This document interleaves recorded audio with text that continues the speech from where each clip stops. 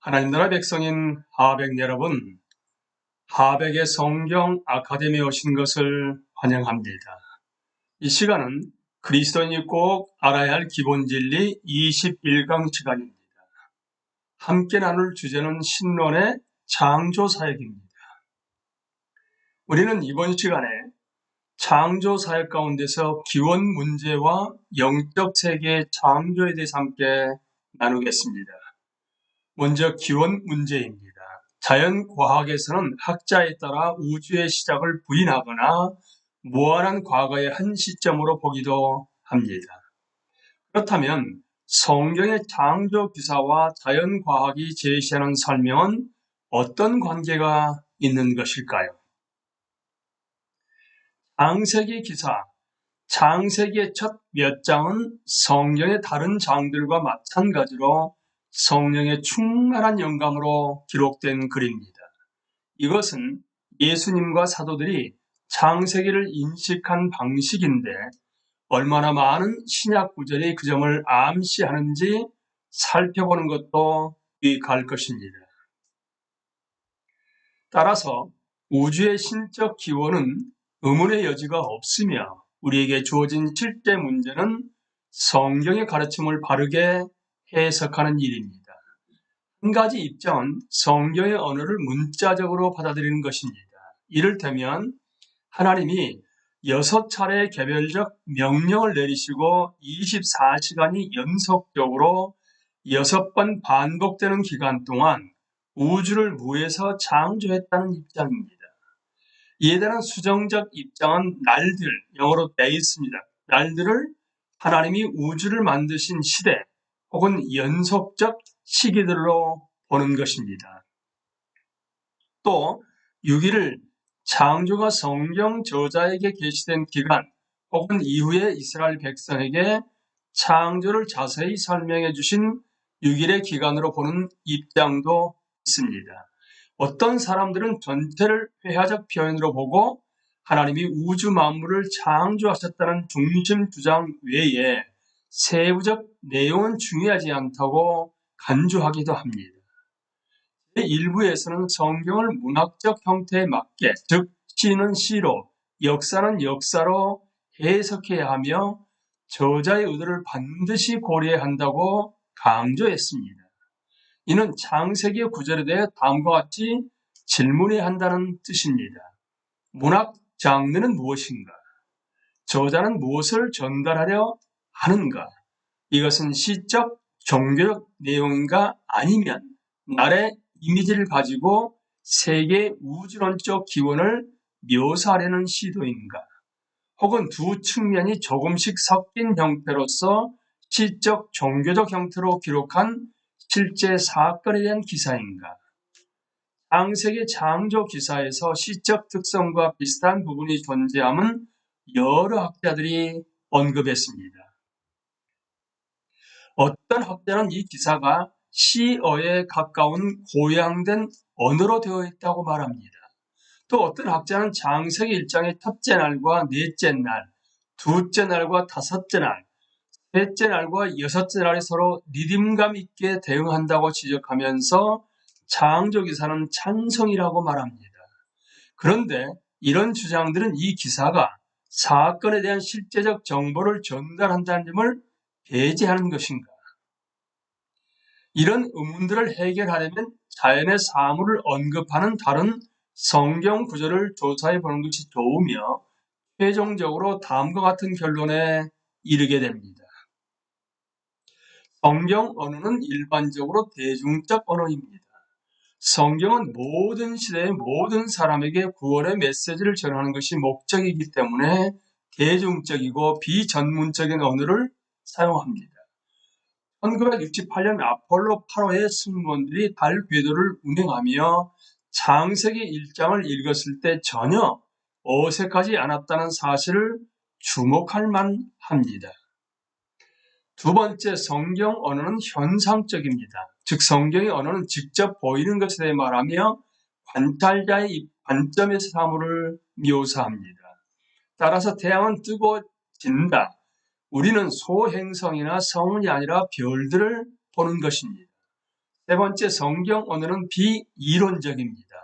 성경은 사물의 실제 속성을 체계적으로 이론하지 않습니다.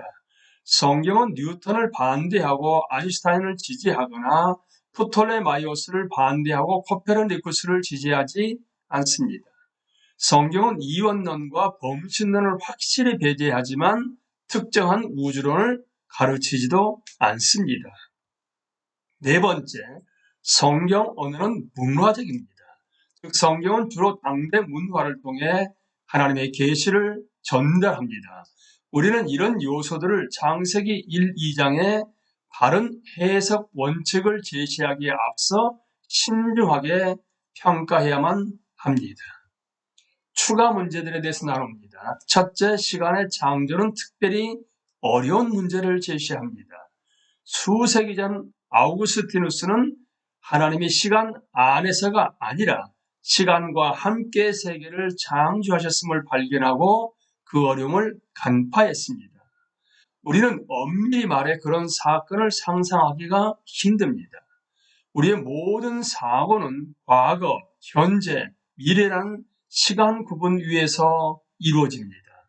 따라서 우리는 모든 사건에 과거가 있다고 추론하며 과거는 인간의 마음이 떠올릴 수 있는 모든 책의 일부로 늘 존재한다고 생각합니다. 이런 의미에서 창조 행위는 원칙적으로 과학적 탐구의 적절한 대상이 아닙니다. 왜냐하면 우리가 추론할 수 있는 과거는 하나님이 공간과 시간을 창조하실 때 존재하게 된 것들 중 일부이기 때문입니다. 두 번째, 공간과 시간의 창조는 특별한 성격을 가진 사건을 의미합니다. 이것은 어떤 경계 범주로서 우리의 시간과 공간 내 경험에 의해 형성된 개념 장치가 그 자체를 이해하는 데는 한계가 있습니다. 단지 이런 이유만으로도 우리는 우주의 기원에 관한 물리학자의 기술에 대해 창세기 구절이 정확히 어떤 함의를 지니는지 판단하기 전에 매우 신중을 기울여야 합니다. 이 문제를 더 깊이 다루는 다양한 논리를 참고하는 것도 도움이 될 것입니다. 어쨌든 결국 우리는 성경이 그렇게 말하고 있기 때문에 태초에 이루어진 창조에 대해 이야기합니다.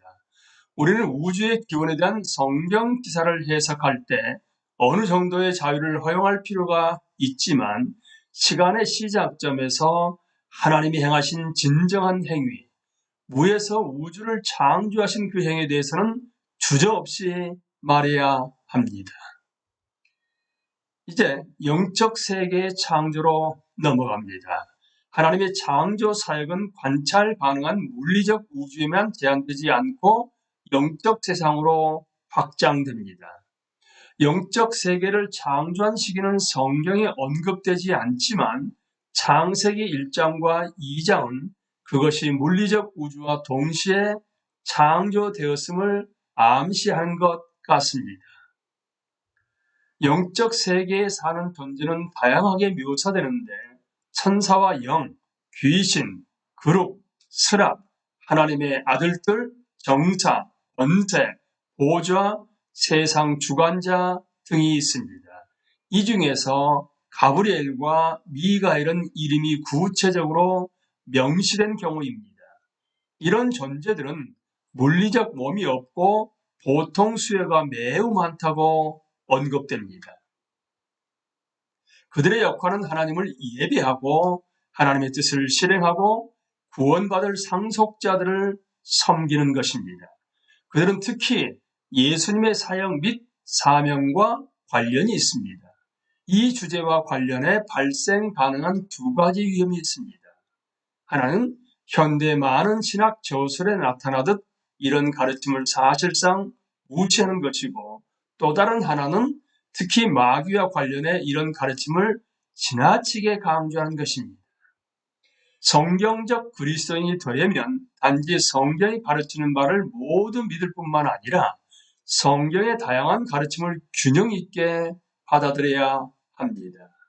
따라서 우리도 주님과 사도들이 그랬듯이 악한 권세와의 싸움을 진지하게 받아들여야 하는 한편 신약이 온통 그런 내용으로만 이루어져 있지 않으므로 우리의 생각 역시 그것으로만 채워서는 안 됩니다. 성경적 균형은 악한 천사를 생각할 때도 매우 중요합니다.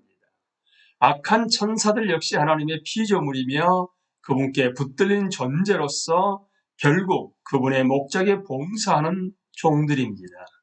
그들이 처음부터 악하게 창조되지 않았으면 분명히 보이는데 인간과 마찬가지로 그들의 타락 역시 교만 때문인 것 같습니다. 우리는 그들의 타락이 정욕 때문이라는 과거의 관점을 분명히 거부해야 하며 이 분야 전체에 대한 추측은 피하는 것이 좋습니다.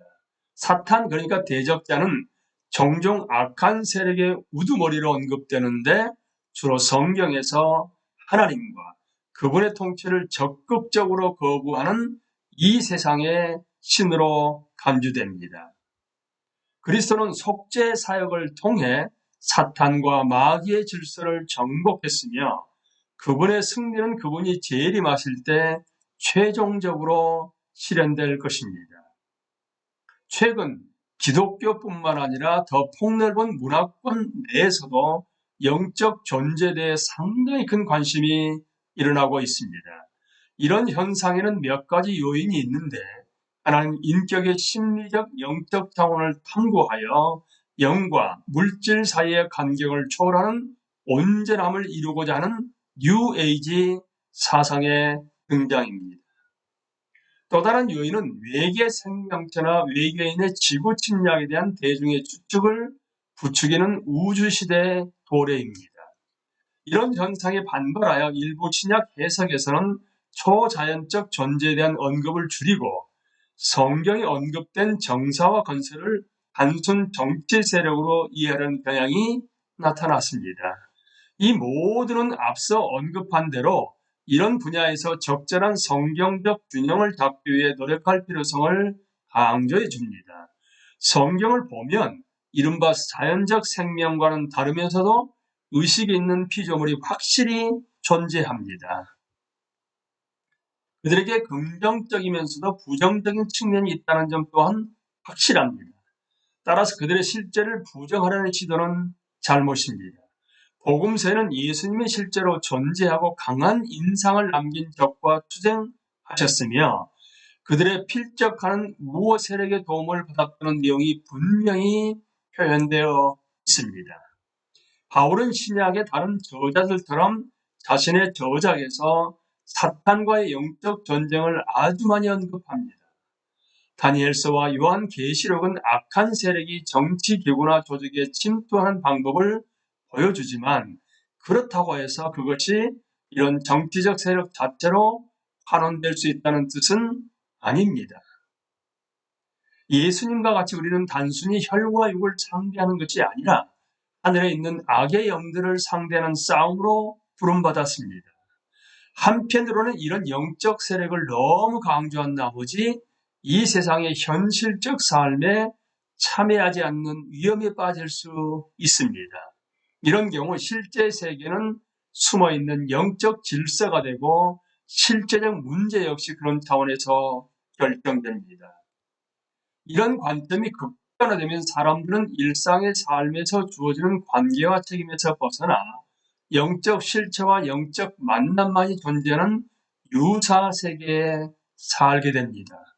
우리는 예수님이 살과 피를 취해 성육신하여 일생 동안 목수와 설교자로 사셨으며 구체적이고 일상적인 필요를 가진 실제 세계에서 실제 사람들을 봉사하는 것을 자신의 주된 목적으로 삼으셨다는 사실을 항상 명심해야 합니다. 영적 질서가 배후에 존재한다는 것이 물론 사실이라 해도 신약은 이를 얘기할 때 현실 세계에 대한 초점을 결코 잃지 않습니다. 심지어 이 세상 삶의 한계를 초월한 영광스러운 미래의 소망도 새 땅과 부활한 몸의 개념 위에서 이야기됩니다. 우리는 이 시간에 기원 문제와 영적 세계의 창조에 대해서 나누었습니다. 감사합니다.